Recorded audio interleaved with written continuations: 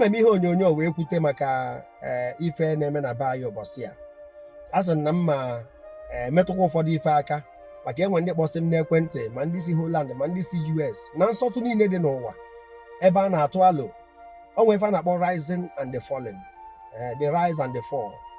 Struggle a anyị na-agba mbọ ya, enwe ndị sịkwa na ha na-agba mbọ ka afọ na onyụrọ ka ọkụ, mana nke bụ eziokwu na enechara m ife ame n'anya site na Lilu, Ọsụmohu, Iseke, Ọsụ Ihetụkwa, Ihiala Axis niile aha, Uli, bata na Ọlụ ma ụmụaka, bata na Ọkaigwe, Ihube, Nnaatọ, ka egasị ya ọdụ ụmụlọlọ, arọ ndị Izuọgụ Axis. Kai, ọ na-abụ nnekọta nnọọ ife na-eme ebe a nsị otu a ka anyị si wee je. Ọ maka ndị na-atọ ụtọ ya ka m ji wee sị na ife abụrụzi time for blame game. Ọ na-abịa echetasị ya ka n'Igbo dị ịfụ ha deserted ebe ndị ha dị kịta.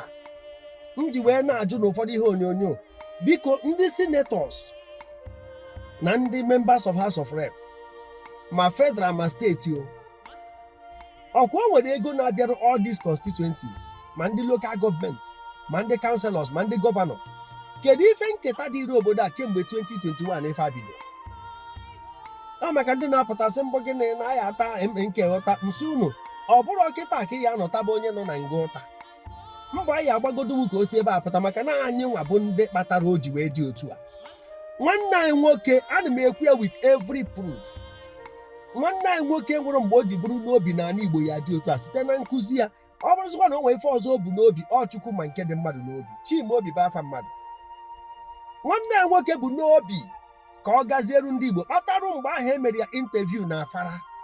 Ọnụ unu ya echeta, ọ dị ka ndị BBC Igbo ya jụọ ya ajụjụ ọnụ, o wee kọwaa na ọ chọrọ either restructuring or referendum.